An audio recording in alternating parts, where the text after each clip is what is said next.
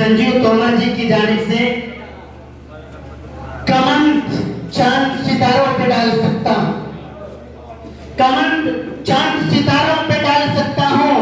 मैं समंदरों की तहों को कंगाल सकता हूं। कमंद चांद सितारों पे डाल सकता हूं, मैं समंदरों की तहों को कंगाल सकता हूं। और मेरे वजूद को इंचों में नापने वालों, मेरे वजूद को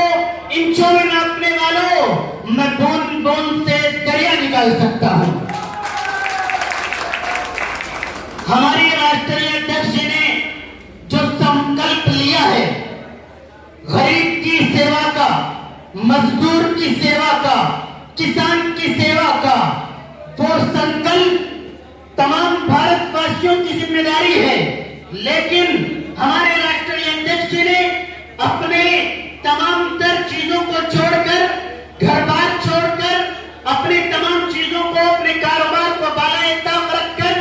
कौम के लिए, मिल्लत के लिए, किसान के लिए, मजदूर के लिए, एक एक भारतवासी के लिए अपनी आवाज के जरिए, अपनी ताकत के जरिए और जहां तक भी हो सके पूरी खिदमत का जो संकल्प लिया है, पूरे भारतवासियों की जिम्मेदारी है कि संजीव तोमर की आवाज से आवाज मिलाकर और किसानों की, मजदूरों की आवाज से आवाज मिला दें।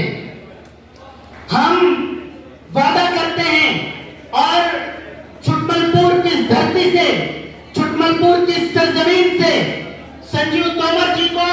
पूरा आश्वासन दिलाते हैं कि पूरे के पूरा जो भी आपका ये कारवां है, सबसे ज्यादा अगर मजबूती कहीं से मिलने वाली है तो वो हमारे छुटमलपुर के क्षेत्र से मिलने वाली है। और 19 तारीख को आने वाली जो हमारे उत्तराखंड से भी मेहमान आए हैं, मैं सबके नाम नहीं जानता हूं, अपनी सरजमीन पर, अपनी धरती पर उनका इस्तकबाल करता हूं, वेलकम करता हूं, हार्दिक अभिनंदन करता हूं और यह आश्वासन दिलाता हूं कि अगर सबसे ज्यादा लोग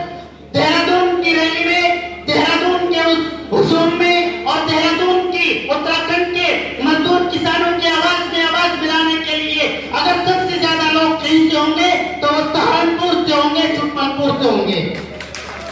बहुत शुक्रिया। मैं इन शब्दों के साथ अपनी बात खत्म करता हूं।